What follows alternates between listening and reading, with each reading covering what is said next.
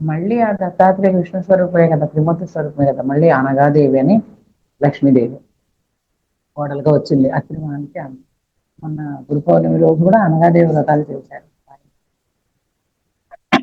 అంటే ఆయన 24 గురువులు ఉన్నారు నాకు అని చెప్పారు. 24 ఏంటో కూడా వివరించారు. నేను మేడం కూడా చెప్పారు అవన్నీ కదా. 9 ఏమున్నాయో, 9 నవవిధ భక్తి మార్గాలు ఏమున్నాయో ఆ గురువు రూపంలో అంటే ఆధ్యాత్మికంగా భలే చెప్పింది ఆవిడ. అవన్నీ ఇప్పుడు చెప్పుకోవడానికి మన టైం లేదు. మన 5 గురువుల గురించి చెప్తున్నాం. ఇట్లా దత్తాత్రేయుడే 24 గురువులు అన్నారు. ఆ 24 ఏంటో కూడా దాంట్లో వివరిస్తారు. మనం ఇంకో రోజు ఆ గురువుల గురించి ప్రత్యేకంగా చెప్పుకునే ఒక కాన్సెప్ట్ పెట్టుకొని అట్లాగా దత్తాత్రేయుడు తర్వాత మన దక్షిణామూర్తి వ్యాసుల వారు, దక్షిణామూర్తి, ఈ దత్తాత్రేయుడు వారు, ఇట్లా సాయిబాబా, పుట్టపర్తి సాయిబాబా, రాఘవేంద్ర స్వామి, వీరబ్రహ్మేంద్ర స్వామి, ఇలా అందరూ గురువులు మన పత్రిసార్ దగ్గరికి వచ్చరికి ఎంతమంది అండి. ఆయనలు వినండి, ఓషోను వినండి, స్వామి రామన్ వినండి, యోగానంద పరమహంస వినండి, అంతటి వినండి వినండి వినండి అని ఎంత గురువులు ఉన్నారు. హిమాలయాల్లో కూడా ఇంతమంది ఉన్నారు. నీలకరోలి బాబా ఎవరో తెలియదు, హైడెక్ బాబా తెలియదు, ఎవ్వరు తెలియదు మనకి, మహాతర్వాబు తెలియదు. ఈయన పరిచయం చేస్తున్నాడు కదా. అక్కడి నుంచి ఇక్కడ దాకా గురు పరంపర చూడండి ఎట్లుందో కదా. మరి అలాగా సిద్ధ గురువుల దాకా వచ్చాం కదా. ఇంతమంది గురువులు ఉన్నారు. మనం 5 గురువుల నుంచి 5 గురువులు ప్రధానమైన ఎలా అంటే ప్రాపంచికం నుంచి భక్తి వరకు వైపు, తర్వాత సిద్ధ గురువులు సిద్ధులు చూపిస్తారు. సిద్ధులు చూపించి మరి సమర్థ గురువుల దగ్గరికి వచ్చినప్పుడు షిరిడి సాయిబాబా చూడండి, సమర్థ సద్గురు సాయినాథ్ మహారాజ్ కి జయ అంటారు. ఆయన సమర్థత, ఆయన ఏ పని మీద వచ్చారు? హిందూ ముస్లిం భాయ్ భాయ్ కుల మతాలని అతీతంగా, అంటే ఈ కుల మతాలకు అతీతంగా ఉండాలి అని చెప్పడానికి వచ్చారు. బ్రహ్మం గారు కాలజ్ఞానం కోసం వచ్చారు కదా. జీసస్ కరుణ, అందరిలో కరుణ నింపాలి, నీ వల్ల నీ పొరుగువాన్ని ప్రేమించాలని కరుణామయుడు లాగా వచ్చారు. రమణ మహర్షి మౌనం కదా. అట్లా ఒక్కొక్కళ్ళు ఒక్కొక్కటి అనమాట. నిన్ను నువ్వు తెలుసుకో అని వీళ్ళందరూ గురువులు అయితే ఈ ఒక్కరికి ఒక్కొక్క చెప్పాం కదా. మన ఆ పరిధి మేరకు ఆ గురువు అవసరం. ఇక్కడ సమర్థ సద్గురువులు ఎవరంటే సమర్థవంతంగా వాళ్ళని చూడండి. ముస్లింలు హిందువులు కొట్టుకునే కాలం అప్పుడు, షిరిడి సాయిబాబా వచ్చి ఆ రక్తం చూపించి ఎవరి రక్తం ఏదో చెప్పండి, హిందూ రక్తం ఏదో ముస్లిం, అందరూ కలిసి వాటర్ మంచినీళ్ళు తీసుకొస్తారు బాబా దగ్గర. బాబా మేము ముస్లిం అనినా, మేము అదేనైనా, క్రిస్టియన్స్ అనినా, హిందూ వాడు కావాలంటే 3 ఒక దాంట్లో పోసి ఇది ఏ నదుల్లో వచ్చిందో ఎవరు హిందూ మంచినీళ్ళు అయ్యి అదే నీళ్ళు అయ్యి, క్రిస్టియన్స్ అన్ని చెప్పండి, నేను అప్పుడు తాగుతాను, విడదీసి ఇవ్వండి అంటారు. అంటే బాబా కాళ్ళ మీద పడిపోతారు. ఆయన కూడా ఎన్నో మహిమలు చూపించాడు. నువ్వు అన్నం తిందంటే కాసేపు అలా ఉండి అంటారు. బాబా పక్కన కూర్చొని బాబా పక్కన కూర్చుంటారు. ఇక ఎంతమంది ఉంటారో చూద్దాం ఆఖరికి అంటాడు. పలానా తిరుగుతున్నప్పుడు అలా ఆగు, కాసేపు అలా ఉండు అంటాడు. ఆగుతుంది. తర్వాత భయపడి కొంతమంది లేసిపోతారు. అటు ఇటు కూర్చున్న నిజమైన శిష్యులే ఉంటారు. శిష్యులు కూడా చూడండి ఎట్లుంటారంటే నమ్ముతారు కానీ విశ్వాసం ఉండదు. నమ్మకం వేరే, నమ్మకం అంటే ఈ రోజు ఇది నమ్ముతారు, రేపటికి నమ్మకం మారిపోతుంది. విశ్వాసం అంటే ఎప్పటికీ ఉంటుంది. విశ్వాసం ఆవగించంత విశ్వాసం ఉంటే సంతోషం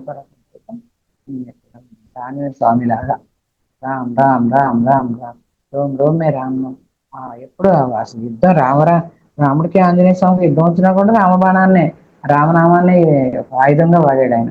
ఆయుధాలు ఏం దగ్గర రామనామే. అట్లాగా అంత విశ్వాసం, సరెండరింగ్. భగవంతుడికి ఎలా సరెండర్ అవ్వడం ఈ గురువులు నేర్పారో ప్రపంచ గురువులు, ఇక్కడ కూడా సరెండరింగ్ ఉండాలి గురువుకి. అలాగా సాయిబాబాని సమర్థవంతంగా అన్నమాట. హిందూ ముస్లిం బాయ్ బాయ్, క్రిస్టియన్స్ వేరే, హిందువులు వేరే కాదు, అంత మీరు పెట్టుకునే ఆకుపచ్చ జెండా నువ్వు ఇదయ్యో, ఇలా హిందూ అని నువ్వన్నావు, క్రైస్తవు అని ఆయన అన్నాడు అనే పాట ఉంటుంది కదా, నాగార్జున సినిమా చూసాం కదా. అట్లాగా ఆయన దాని గురించి వచ్చారు. ఆయన సమర్థం అనమాట. సమర్థవంతులు ఉండాలి. ఆషామాషిగా నువ్వు నేను గురువులు అయిపోలేము. మనకంటే మనం మించి ఉన్నారు. 24 గురువులు ఉన్నారు నా పైన అని చెప్తారు. శివుడి దగ్గర కూడా ఆ మునులు అందరూ అప్పట్లో సత్యవంలో కలిసేవారు కదా, కైలాసం వెళ్ళి వైకుంఠం వెళ్ళి. అట్లా వెళ్ళినప్పుడు శివుడు కూడా ధ్యానం చేస్తూ ఉంటే స్వామి కొంతసేపటి తర్వాత కళ్ళు తెరిచి ఏంటి మీరు వచ్చారు నాయన అంటే, మీకు తెలియదే ఉందండి, మేము మీ స్థితికి ఎదగాలని మేము వస్తే మీరెందుకు ఎవరి కోసం ధ్యానం చేస్తున్నారు, తపస్సు అప్పట్లో అంటే నా పైన నాకు ఇంకా ఉన్నారయ్య అంటే తాడింతంటే తలంతనే వాడు ఉన్నాడంటే వాళ్ళపైన హనుమంతుడు చెంతాడులాగా తన తోకలాగా, రేవులో చెంతాడులాగా ఇంకనే ఉంటుంది అనమాట. దీనికి ఆది ఉండదు. ఈ జ్ఞానానికి అనంతమైనది అనమాట. జ్ఞానం అంతా వ్యాపించిన జ్ఞానము సముద్రంలో నీటి బిందువులు ఎంత ఉందో లెక్క పెట్టగలమా అంత ఉంటుంది అనమాట. జన్మలకి జన్మలకి ఇక్కడ ఎక్కడ ఆగిందో అక్కడ మళ్ళీ మొదలవుద్ది. అందుకే ధ్యాన జీవితంలో గురువు ఎప్పుడైతే ఎంటర్ అవుతాడో అదే అసలైన జీవితం స్టార్ట్ అవుతుంది మనకి. ఇది మనందరికీ ఆ విషయం తెలుసు, మనందరికీ అనుభవమే. ప్రపంచంలో అమ్మ నాన్న జన్మనిస్తే గురువు మళ్ళీ పునర్జన్మనిచ్చాడు. అక్కడి నుంచి బతుకు జట్కా పండిపోయి జీవితం జీవించడం మొదలవుతాం కదా. ఏది నచ్చదు, సత్యంలోనే జీవిస్తాం. అన్యాయం అధర్మం ఇవన్నీ నచ్చవు మనకి. అబద్ధాలు చెప్తే ఊరుకోము, సత్యం నాటకాలు ఆడితే ఊరుకోము, ఇరిటేషన్ వస్తుంది మనకి. ఎందుకు ధ్యానం చేస్తాం ఇంత కోపం ఏంటంటారు కదా. అంటే పూర్తిగా అవ్వలేదు కదా, మనం ఎదిగిపోలేదు కదా, ఆ మార్గంలో ఉన్నాం. గురువు చూపిన మార్గంలో ఉన్నప్పుడు ఆ జ్ఞానం పెరిగే కొద్దీ కొంచెం ఇరిటేషన్ అనేది వస్తుంది. జ్ఞానం చెప్తున్నాం, క్లాసులు చెప్తున్నాం, ఇది తిరిగేసరికి అత్తో ఆడవతో మొగడు ఎవరో ఒకళ్ళు ఉంటారు, తల్లి కూతుళ్ళు ఎవరో ఒకళ్ళు తోడుకోవాలి. వీళ్ళు అనేసరికి వెయ్యమంటాం. అంటే ఆ ప్రపంచంలో అవసరం, ఆ సిచ్యువేషన్ బట్టి అలా ఉండాలి కూడా. ధ్యానం చేస్తాం కదా అందరూ ఆత్మలు కదా అలా ఉంటే తొక్కేస్తారు. అట్లా అన్నమాట. సమర్థ కలిగి ఉండాలి, సమర్థత. భర్త సమర్థవంతుడు కాకపోతే భార్య ఏలుతుంది. మంచిదైతే పర్లేదు, ఇంకా అన్ని నేర్పి కుటుంబాన్ని చక్కగా రక్షిస్తూ అన్ని విధాలా తనే చూసుకుంటుంది, బాధ్యత అంతా నేర్పి. కొంతమంది ఉంటారు ఆస్తి కోసమో డబ్బుల కోసమో ఏదో మంచిగా అమాయకుడు కదా అని చెప్పి ఆడుకొని అందరినీ దూరం చేస్తారు. అతన్ని ఆడబడుతుంది ఎవరో వద్దనుకొని దూరం చేస్తే ఆ పిల్లలు ఆ మొగుడు ఆమె ఉంటారు.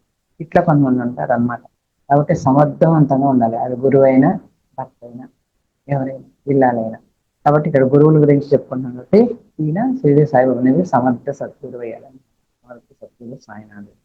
అట్లా ఇప్పుడు మనం ఇప్పుడు ఏం చెప్పుకున్నాం మనము, ప్రపంచం నుండి భక్తి నుంచి భగవంతుడి వైపుకు దారి చూపే గురువు. దారి చూపే గురువు, ఇక్కడ మార్గాన్ని చూపే గురువు. ఇంకో గురువు ఎవరు, సిద్ధులు చూపించి జ్ఞానంలోకి తీసుకొచ్చారు. అంటే భగవంతుడికి దగ్గరగా చేసే, నువ్వే భగవంతుడు నీలోనే ఉన్నాడు అని తెలపడానికి కొంచెం కొంచెం స్టెప్ బై స్టెప్ వాళ్ళ పరిధి నుంచి, వాళ్ళ జ్ఞాన పరిధి నుంచి వాళ్ళకి ఆ టైంకి ఆ గురువు అవసరం అంట. అక్కడక్కడి నుంచి వచ్చిన తర్వాత ఇక్కడే కదా మనం ఆగాం. పత్రి సార్ కూడా యోగాలు అవి ఇవి అన్ని చేసి ఇది కరెక్ట్ కాదు, బుద్ధుడు కూడా ఇది కరెక్ట్ కాదు, ఇది కరెక్ట్ కాదు, రాంగ్ రాంగ్ రాంగ్ అని ఇక్కడికి వచ్చి ఆగాం. పత్రి సార్ నుంచి బుద్ధుడి నుంచి మనం కదా అందరం కూడా ఇలా ఆగాము. అంటే ఆ జ్ఞానం, ఆ స్థితి, ఆ పరిధి, ఆ యొక్క జ్ఞాన పరిధి, మైండ్ స్థితి ఎలా ఏ పరిధిలో ఉందో అప్పుడు వాళ్ళ అవసరం. అది తెలుసుకున్నాక ఇది కాదు ఇంకేదో ఉంది, అది అయిపోద్ది. ఇది కాదు ఇంకో దాంట్లోకి వస్తాం, బ్రహ్మకుమారిస్కి వస్తాం, లేకపోతే రామచంద్ర మిషన్కి వస్తాం, ఏదేదో చేస్తాం కదా. ఆ అది మందిర సత్యనారాయణ గారికి అంటాం, యోగా అంటాం. తర్వాత వాళ్ళు కూడా ధ్యానం చేపిస్తారు కొంచెం, రవిశంకర్ గురుజీ అంటాం. ఇలా ఏదో ఒకటి ఆర్ట్ ఆఫ్ లివింగ్ అని. ఇలా అందరు గురువులు ఇది కరెక్ట్ కాదు, ఇది కరెక్ట్ కాదు, ఇంకా ఏదో ఇంకా ఏదో ఇంకా ఏదో ఉందంటూ ఇట్లా సద్గురువుల దగ్గరికి వస్తాం. సద్గురు అంటే లివింగ్ గురు. ఆయన కూడా ధ్యానం నేర్పించి సరైన మార్గంలో చూపిస్తారు, మార్గమే చూపిస్తారు సద్గురువులు కూడా.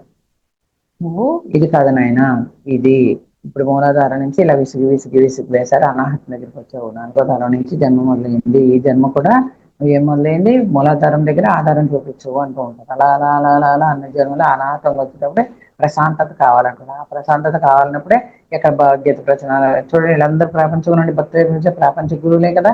భగవద్గీత ఇవన్నీ కూడా పుస్తకాల్లో చూసి వెలివేస్తుంటారు. వాళ్ళకి మూడో కన్ను ఎంత ఏం ఉండదు, వాళ్ళు ఇక్కడ దాకానే గురువులు అనమాట.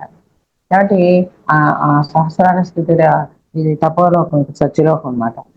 ఇక్కడ దొరికి గురువులు ఉంటారు, ఇక్కడ నుంచి కలిసి కొన్ని గురువులు, ఇక్కడ కొన్ని గురువులు, ఎవరు ఏ స్థాయిలో ఉన్నారో వాళ్ళ.